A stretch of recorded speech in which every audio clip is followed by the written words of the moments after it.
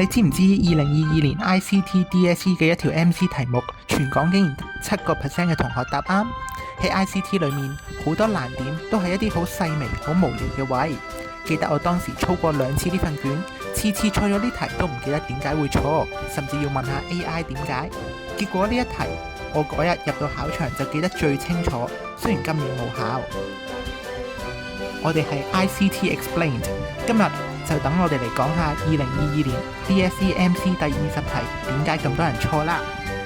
好多人一見到條題目就會直覺咁覺得呢一條係簡單嘅除數題，可能會覺得難點就係激同 TB 嘅轉換要乘1024，唔係乘1000啦。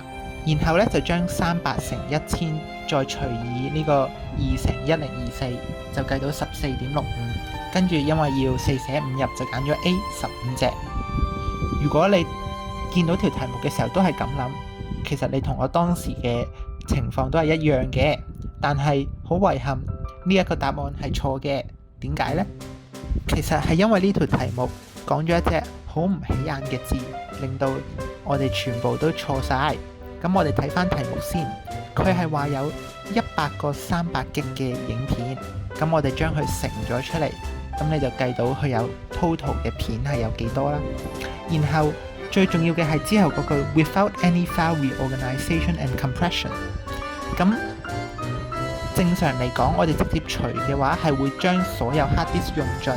咁既然用盡嘅話，我哋都計到點數，咁亦即係有啲 file 要切開一半先可以完全咁用盡晒每一隻2TB 嘅 hard disk。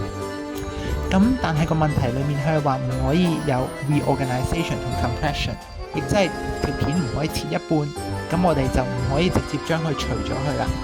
但係好多人喺做呢條題目嘅時候，包括我當時嗰2次嘅試做咧，都係留意唔到或者唔會懷疑到呢樣嘢嘅，咁就會導致到我哋計到 A 嘅答案。咁我哋正確嘅做法咧係應該將2TB 除以300G 嘅，咁2TB 乘1024，然後除300G 本身咧，你就會計到一個 hard disk 最多放6.8條片，亦即係最多可以放到6條片。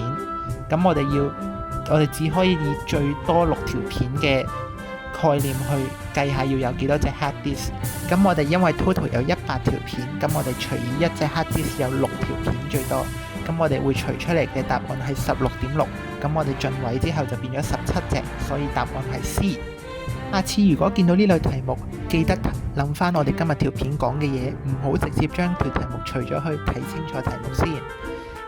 最重要嘅係我哋記得呢種出題嘅模式，去到 DSE 嘅時候記得以翻呢個方式去諗。如果你中意我呢一種講解嘅話，歡迎訂閱 ICT Explain， 呢個係我哋第一條片。之後我哋會繼續產出更多有關於 DSE ICT 嘅影片。我哋下次再見。